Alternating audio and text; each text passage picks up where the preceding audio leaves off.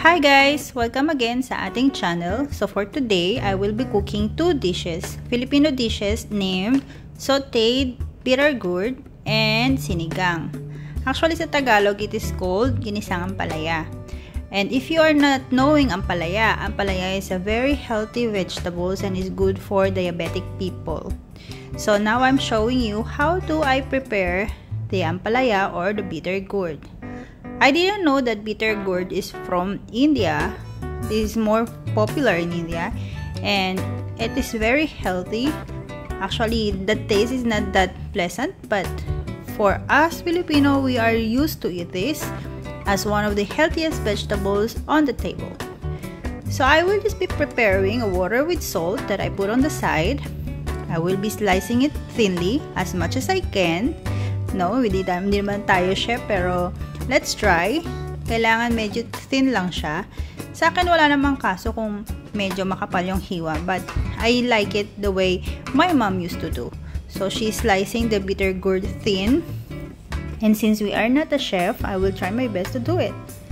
I'm using my husband's knife. This knife is from Qatar. It was a gift from his colleagues sa dati niyang work. So ako lang naman ang gumagamit. So we did a little bit of research. Sabi ni Google that bitter gourd is a very good vegetable. Sabi ko nga, diba? So it is called also bitter melon. At ang dami niyang health benefits, especially it can reduce blood sugar, may have cancer fighting properties, at it can control cholesterol levels. Pwede din siya sa weight loss. Masyado siyang versatile and delicious. Syempre sa ating mga Pilipino, we are already used with this taste and we like it. We really love it because it's one of the best vegetables that you can prepare at home. And in some places, it can be expensive, but some places, it, of course, same like the other things, this is a bit cheap. Like here in Abu Dhabi, bitter gourd is not that expensive, so I go for it. Although I'm the only one who eats it, especially my husband don't like it.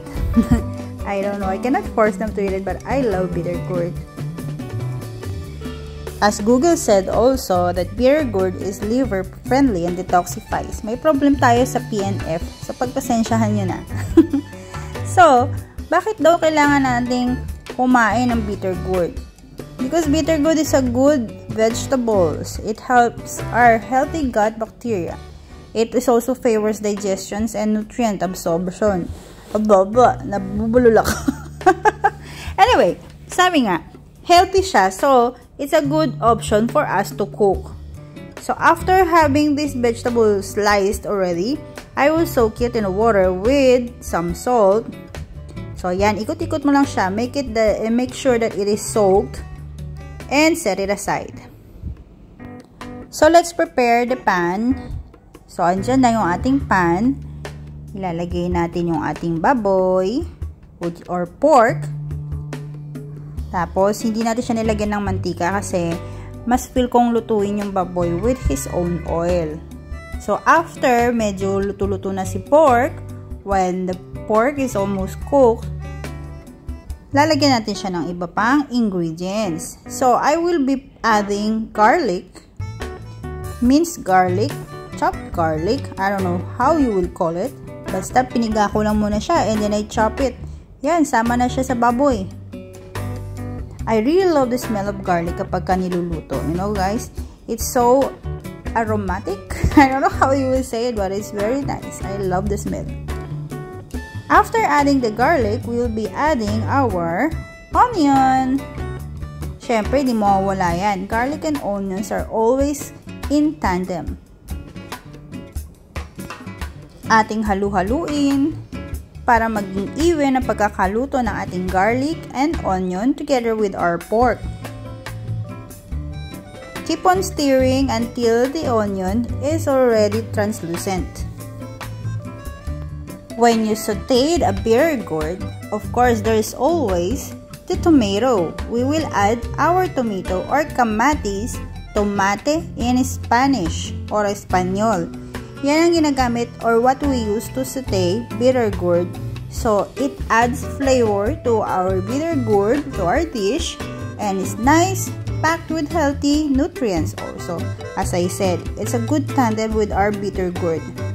Do you know that in Philippines, tomatoes or kamatis are believed to be good for making our skin nice and smooth and rosy. So adding this tomato, we also need to add salt and pepper for taste. It depends on you guys how much you want to put. For me, I just want a lighter flavor of saltiness, and I don't want to put a lot of pepper because magiging maanghang siya, a little bit spicy. So enough na yung tamang-tama lang siya, mga half teaspoon siguro, hula-hula lang. So tinakpan natin siya para mas mabilis maluto yung ating tomato. Now we will add hot water para mas mapalambot naman ang ating pork, to soften our pork. Let's now move to our soaked bitter gourd, soaked in water, salt water. So I just need to squeeze it a little bit, tapos drain and rinse it one more time. This will help to lessen the bitterness of the vegetable or the bitter gourd. My mom used to teach me this way because sabi niya, kapag ganito ang ginawa mo, hindi naman nawawala totally the nutrients. The nutrient doesn't totally fade, but it will just help you to lessen the flavor of bitterness.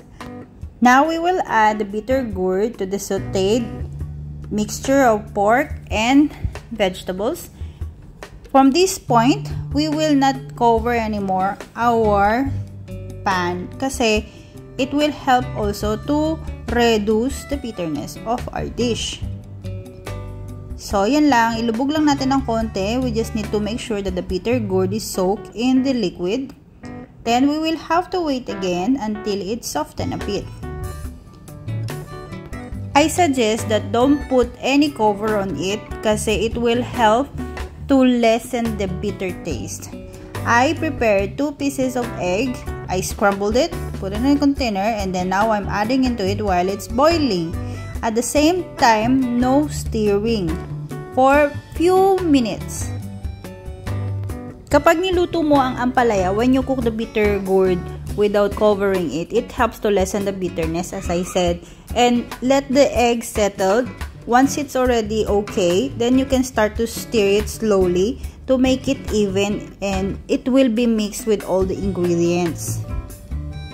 From this point, all we have to do is try to make the egg mixed with all the ingredients, as I said, and keep stirring until the egg will be cooked and well done.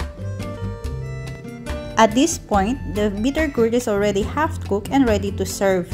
I like the bitter gourd a bit half cooked, so in case that you have leftover, it will be still nice when you reheat.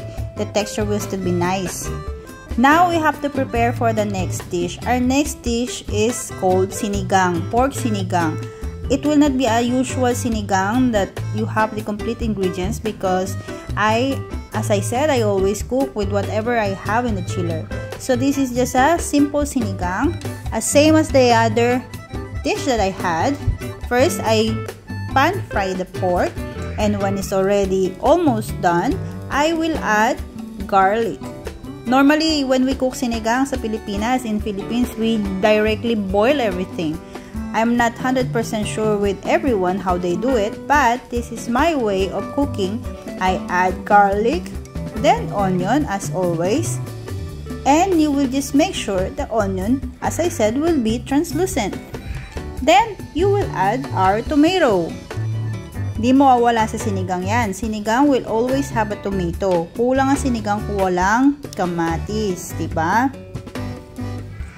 After that, when the tomato is almost settled, hindi na kailangan pakalutuin yung kamatis. You will add the carrot. Why carrot? Normally, we don't put carrot in the sinigang, but my kids love carrot, so I made it thinly sliced as much as I can, guys, because I'm not a chef, so I just cut it the way my kid will be able to eat it. So let it covered. Now that it is boiling, nag-change na yung color niya, diba? So yan, pwede na nating lagyan ng salt. I will not put pepper because we don't put pepper on sinigang. As you can see, adding the hot water. Make sure that you always put hot water kasi mas matatagalan ng pagluluto nyo kung you will just put a room temperature. I'm sorry, nabulol. Room temperature water. Now is boiling, guys. Open. Add din natin ang sinigang mix. Yan ang nagpapasarap ng ating sinigang. You know, when I was in Mexico, I always use tamarind syrup. The one without sugar, no added sugar. But hindi siya katulad ng sinigang powder mix na nabibili sa Pilipinas. It's still different.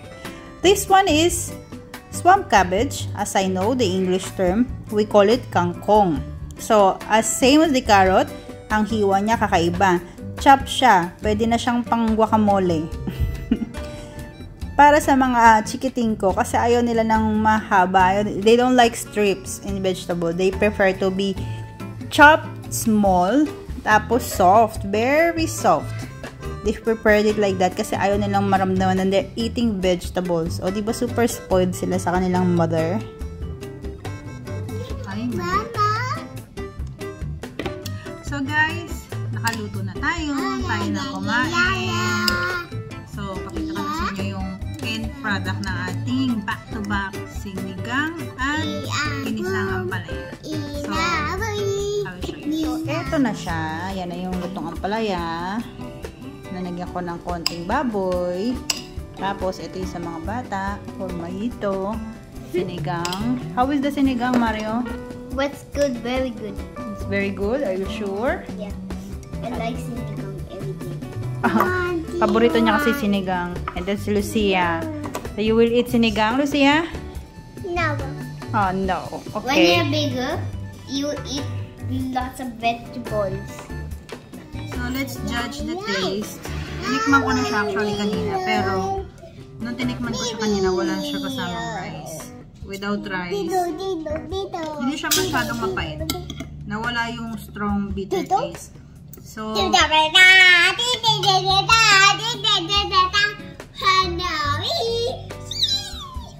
hindi siya very bitter. It's just right.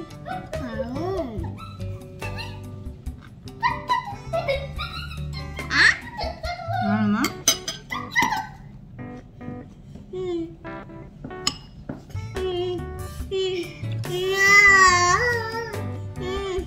No. This one is with vegetables. No, this with soup. Bena ka. Kumain na. It's nice. Open your mouth. It's hot, oh.